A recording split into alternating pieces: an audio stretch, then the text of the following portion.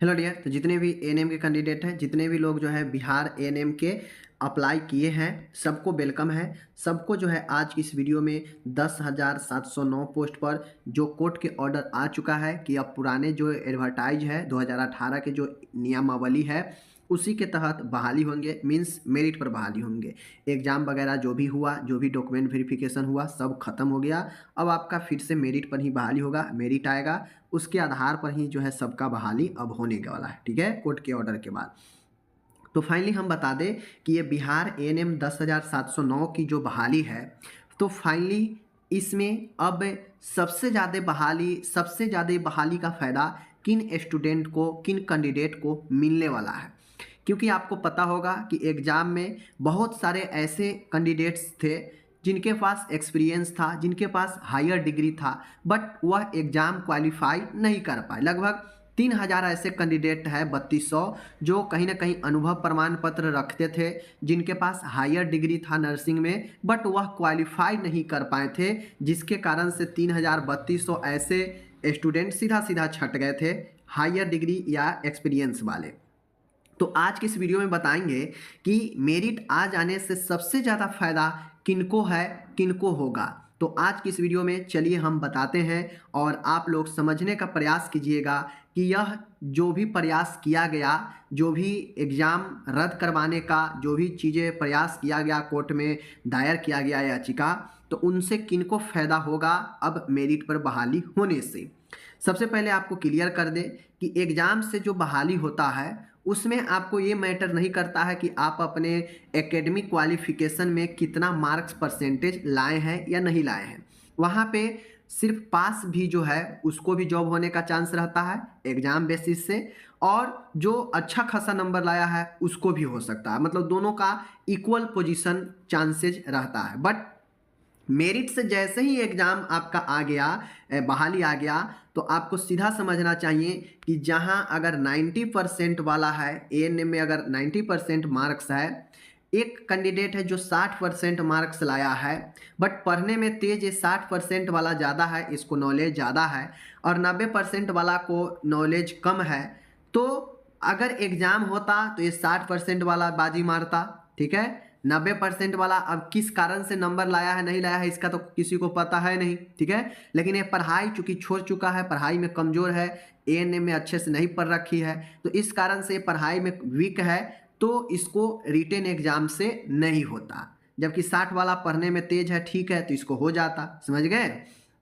क्योंकि नंबर कभी ये आपको नंबर डिसाइड नहीं करता है कि स्टूडेंट कमज़ोर है, स्टूडेंट अच्छा है। अगर नंबर डिसाइड करना होता तो अच्छे अच्छे मार्क्स वाले जो है एक एक सवाल में फंस जाते हैं। समझ गए? और जिनका कम मार्क्स होता है वह काफ़ी अच्छे से जवाब दे देते हैं। तो नंबर कभी डिसाइड नहीं करता है कि स्टूडेंट पढ़ने में अच्छा ही हो। समझ गए? हो सकता है चीटिंग से भी आया हो मार्क्स, हो सकता है गाइड रख कर सामने में छापी हो, ये संभव है, कुछ भी संभव है। तो इस कारण से बाकी अब मैं ये बता दिया।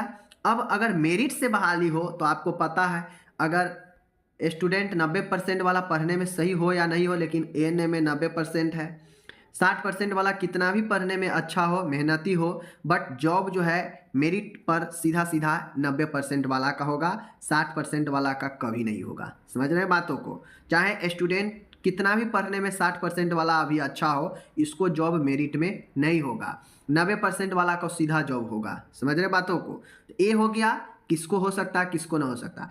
अब हम आते हैं मेन मुद्दा पर कि सबसे जो बहाली में सबसे ज़्यादा जो मतलब फ़ायदा किसी को अगर मिलने वाला है तो वह कैंडिडेट कौन सा है। तो माय डियर, आपको मैं सीधा सीधा अभी बता दूं कि लगभग आपको देखिएगा कि 10,709 बहाली है, इतना बहाली है। ठीक है, आप लोगों को पता हो कि सीबीटी का रिजल्ट नहीं आया था, उससे पहले ही जो है आपको पता है कि इसमें से आपके एक्सपीरियंस वाले, ठीक है, एक्सपीरियंस वाले, ओके, और इसमें से ही आपके हायर डिग्री वाले, ठीक है, हायर डिग्री वाले जो जीएनएम या बीएससी नर्सिंग कर रखे हैं, पोस्ट बीएससी नर्सिंग, उनको हायर डिग्री माना गया है। उनके लिए 10-15 नंबर है और एक्सपीरियंस वाले के लिए भी 5-5 नंबर है पर ईयर।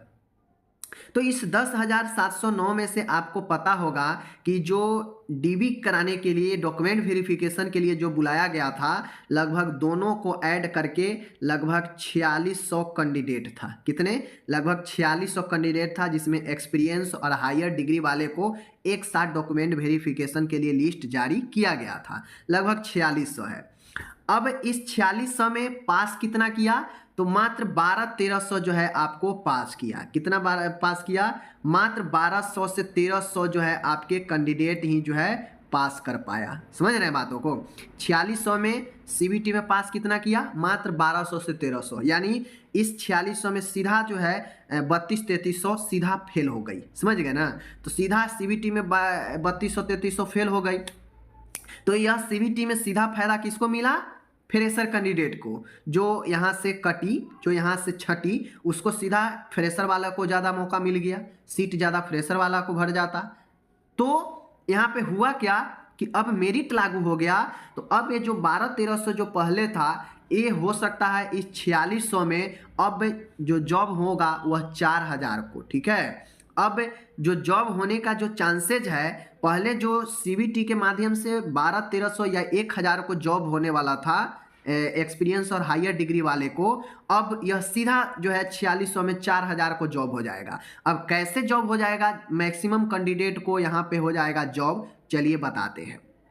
मानिए कि 4600 में 600 कैंडिडेट जो है डॉक्यूमेंट वेरिफिकेशन में या एक्सपीरियंस सर्टिफिकेट या हायर डिग्री में गलत पाए जाएंगे, तो सॉरी, यहाँ पे 600 कैंडिडेट जो है आपके बाहर हो जाएंगे। ठीक है, बाहर हो जाएंगे। बच जाएगा कितना? 4000। 4000 को तो जॉब दीजिएगा ना। अब कैसे इसको जॉब मिलेगा देख लीजिए, मैं आपको बता देता हूँ कैसे इसको जॉब मिल जाएगा। तो जॉब मिलने का इसको बहुत आसान तरीका है। इन 4000 को कैसे जॉब मिल जाएगा आसानी से? जो हायर डिग्री और प्लस में उनके पास एक्सपीरियंस है। किसी के पास हायर डिग्री होगा तो किसी के पास एक्सपीरियंस होगा। बहुत ऐसे होंगे जो दोनों रखी होगी। तो कैसे इन 4000 मैक्सिमम को जॉब हो जाएगा, चलिए बताते हैं।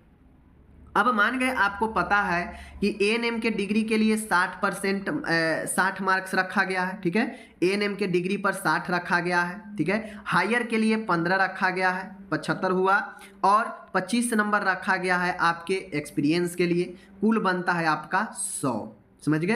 अब इस 60 कैसे बनना है? तो मान गए कोई कैंडिडेट एएनएम में अगर 100% मार्क्स लाई है, पूरा 100 में 100% मार्क्स लाई है, तो इसमें गुना है 0.6 से गुना करके जो है उसको क्या करेगा?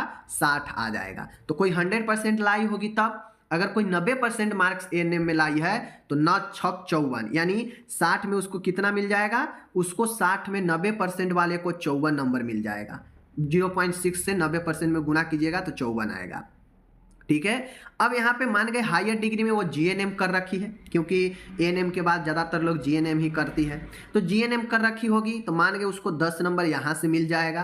तो कितना हो जाएगा? मैं एक मान के चल रहा हूँ। ठीक है, उसको 10 नंबर हायर डिग्री का मिल गया तो कितना हो गया? 64 हो गया। मान गए उसको सिर्फ जो है 64 ही नंबर है, वह एक्सपीरियंस नहीं है। ठीक है, एक्सपीरियंस उसके पास नहीं है, तो उसको कितना हो जाएगा? 64 नंबर। ओके, तो उसका 64 पर मेरिट बनेगा।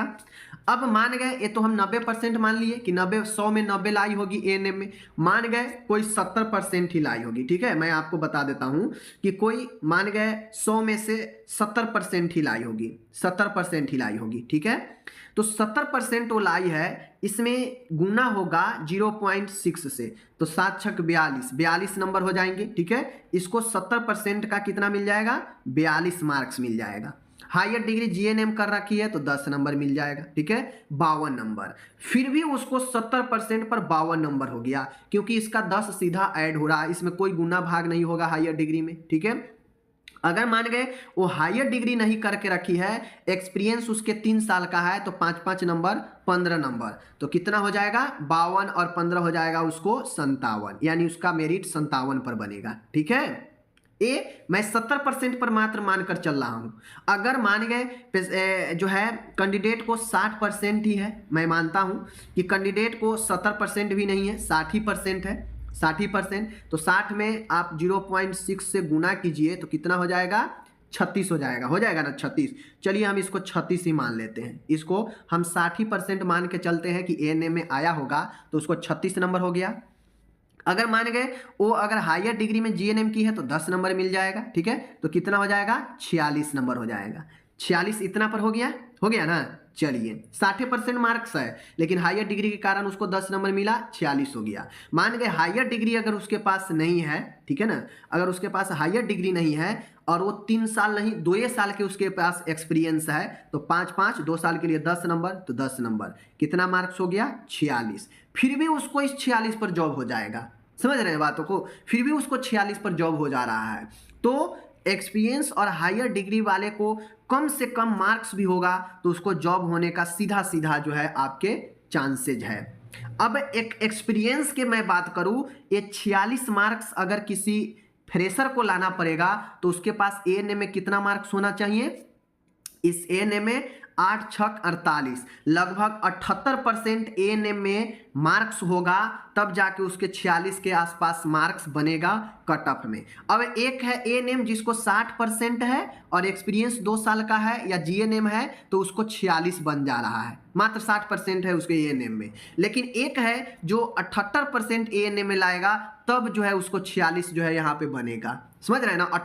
18% मतलब यह 10 नंबर उसके 18% के आसपास जो है 16 मार्क्स जो है उसको यहाँ पे गड़बड़ कर रहा है, समझ गए, 16% का अंतर है।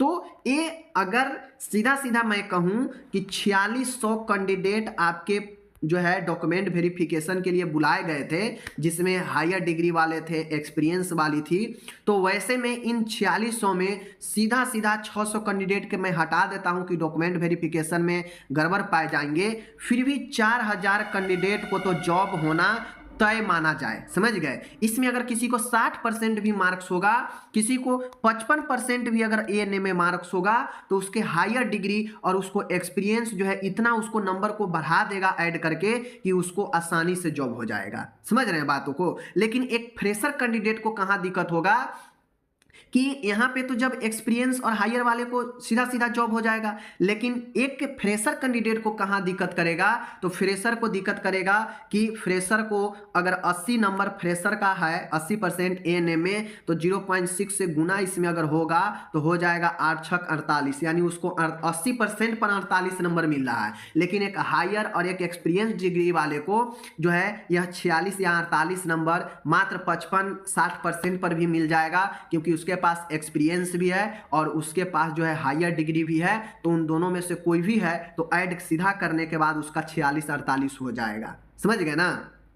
अब कैसे मिलेगा आपको मैंने बता दिया कि किसी का अगर एएनएम में 60% भी मार्क्स है और वह जीएनएम भी कर रखी है, तो 60% है तो 0.6 से गुना हो जाएगा, तो ए हो जाएगा 36, और हायर डिग्री है तो 10 नंबर मिल जाएगा, 46 हो जाएगा सीधा। और एक फ्रेशर कैंडिडेट को 46 लाने के लिए जो है उसको 76-77% मार्क्स लाना पड़ेगा एएनएम में, क्योंकि उसके पास ना एक्सपीरियंस है ना हायर डिग्री है, तो उसको सिर्फ एएनएम ही है, तो एएनएम में है तो 0.6 से गुना हो जाएगा। तो अगर 76-77 है तो 46 लाने के लिए उसको 76-77% होना चाहिए, जबकि यहाँ पे 60% और प्लस में हायर डिग्री लगा के उसको 46 आ जा रहा है। तो जॉब यहाँ पे एक्सपीरियंस वाले और हायर डिग्री वाले ज़्यादा जितने भी कैंडिडेट है लगभग उनका जो है क्या होने वाला है, यहाँ पे जॉब ज़्यादा कैंडिडेट को होने वाला है। जो पहले सीबीटी में सबसे कम एक्सपीरियंस और हायर डिग्री वाले का ही जो है रिजल्ट था, 1200 के आसपास ही उन लोग का रिजल्ट था, और उन्हीं लोग में जो है दिक्कत आक्रोश था, और उन्हीं लोग को अब जो है मेरिट में ज़्यादा जो है फायदा यहाँ पे सीधा सीधा मिलने वाला है, ऑटोमेटिक मिलेगा, ठीक है ना, ऑटोमेटिक मिलेगा। क्योंकि आप सीधा समझिए कि जो एक्सपीरियंस रखी है और अगर उसको 80% नंबर है एएनएम में, मैं एक बात बता रहा हूं कि अगर एक्सपीरियंस में उसको एएनएम में 80% मार्क्स है, उसको पास जीएनएम का डिग्री है, तो 10 नंबर ये सीधा मिलेगा। इसमें 0.6 से गुना करेगा तो कितना हो जाएगा, 8 छक 48 हो जाएगा, 48 में 10 सीधा जुड़ेगा तो 58 हो जाएगा। कोई माई के लाल नहीं है कि 58 नंबर पर मेरिट से रोक देगा, 50 नंबर पर मेरिट से रोक देगा, ठीक है। यहाँ पे कोई नॉर्मलाइज नहीं है, कोई कुछ नहीं है, बस सीधा गुना भाग करके मेरिट बनाना है। तो मैंने आपको सीधा बता दिया कि जो एक्सपीरियंस में है, जो हायर डिग्री वाले हैं, अगर उनको अच्छा मार्क्स है तब तो सोचना ही नहीं है, कम मार्क्स में भी उन लोगों का जॉब होगा। तो यही मैं आज के इस वीडियो में बताया कि खासकर जिनके पास हायर डिग्री है, ठीक है, जिनके पास हायर डिग्री है, समझ गए, जिनके पास एक्सपीरियंस है, इन लोगों को काफ़ी ज़्यादा जो है यहाँ पे मदद मिलने वाला है। सीधा सीधा इन लोगों को जॉब होने का चांस, ज़्यादा से ज़्यादा कैंडिडेट जो है इनको जॉब में होगा एक्सपीरियंस और हायर डिग्री वाले के लिए, ठीक है। अब यहाँ पे फ्रेशर वाले को जो है ज़्यादा जो है मशक्कत करना पड़ेगा। फ्रेशर वाला का जो कट ऑफ है वह ज़्यादा रहेगा, फ्रेशर वाला में कंपटीशन ज़्यादा रहेगा। क्यों? क्योंकि फ्रेशर वाले को जो है बहुत ज़्यादा सिर्फ उनके अपने एएनएम मार्क्स पर ही डिपेंड होना है, और जो हायर है, जो एक्सपीरियंस में है, उनको तो अलग से भी जो है उनको जोरन मिल जाएगा। तो उनको सिर्फ एएनएम पर ही डिपेंड नहीं रहना है, उनको अलग से भी मिल रहा है मार्क्स। लेकिन जो सिर्फ फ्रेशर है उनको तो सिर्फ एएनएम का ही मार्क्स पर गुना भाग होगा, तो उनको ज़्यादा से ज़्यादा जो है मार्क्स लाएंगे तभी जाके। क्योंकि अगर एक एएनएम फ्रेशर 90% मार्क्स है और इनको 0.6 से गुना कीजिए तो 54 हो जाएगा, ठीक है, 54% हो जाएगा, समझ गए। 54 होगा कब? जब 90% है तब 54 होगा, समझ गए। और एक एग्जाम्पल के तौर पर हम बता दें आपको, किसी को जो है किसी को मान गए 65% ही एएनएम में नंबर है, ठीक है, 65%, तो कितना हो जाएगा? 6 1 36, 5 36, लगभग जो है 39 नंबर हो जाएगा। 39 नंबर इसको एएनएम वाले को मिलेगा, 39 65%। ओके, चलिए अब मान गए इनके पास या तो 3 साल का एक्सपीरियंस है तो 15 नंबर हो जाएगा, तो कितना हो जाएगा? 54। तो एक 65% एएनएम के कैंडिडेट है जिसको एक्सपीरियंस है 3 साल का, उसका 54 मार्क्स हो रहा है, ठीक है, 54 हो रहा है। एक 90% एएनएम के कैंडिडेट है, फ्रेशर है, उसको 90% है, तब जाके उसका 54 नंबर आ रहा है। तो देख लीजिए दोनों में जॉब किसको होगा? 65% वाला का ज़्यादा चांस है, यहाँ पे 90% है तब 54 पूर रहा है, समझ गए ना। और कहीं 65% से इसका ज़्यादा हुआ तो और ज़्यादा जो है इसका चांसेज ज़्यादा हो जाएगा। बातों को समझ रहे हैं ना कि किसको ज़्यादा चांसेज होगा।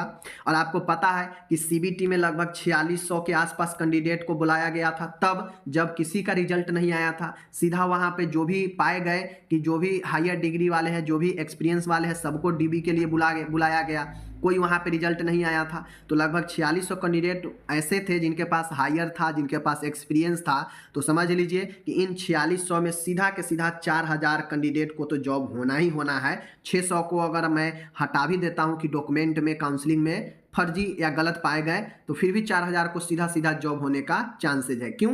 क्योंकि अगर एएनएम में भी उनको कम नंबर होगा तो उनका एक्सपीरियंस और हायर डिग्री सीधा उनको आगे बढ़ा देगा। समझ रहे बातों को? तो ये सारा चीज़ें हैं, मैंने आपको बता दिया, उम्मीद है समझ गए होंगे। मिलते हैं अगले वीडियो में, धन्यवाद।